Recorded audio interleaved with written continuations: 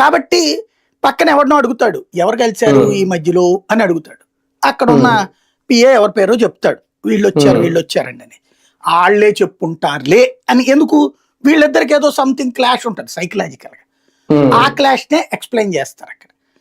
అనుకుంటారు వీళ్ళు. అంటే మనం ఇంట్లో భార్యాభర్తలు గొడవ పడ్డారు అనుకోండి, డైరెక్ట్ గా నా భార్య నన్ను చంపేయాలనుకుంది, లేకపోతే నన్ను తిట్టాలనుకుందని భర్త అనుకోడు. భర్త ఎట్లా అని అనుకోదు.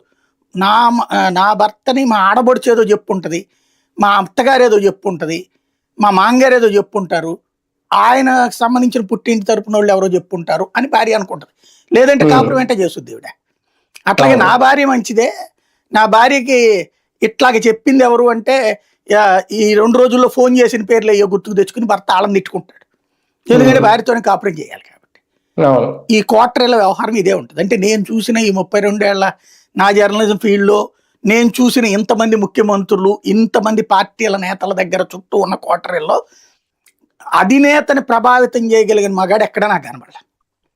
అంటే చెప్పి రాజశేఖర రెడ్డి ఇది కరెక్ట్ కాదే అని కేవీపీ రామచంద్ర ఎప్పుడన్నా అన్నాడా?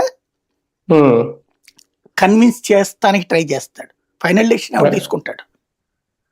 రాజశేఖర్. ఇప్పుడు నిజంగా అట్లాంటి ప్లాన్ ఉంటే గనక జగన్ ఆ రోజునే సీఎం చేసి ఉండేవాళ్ళు కదా, డిప్యూటీ సీఎంను ఏదో ఒకటి మంత్రిగా చేసుకోవడానికి.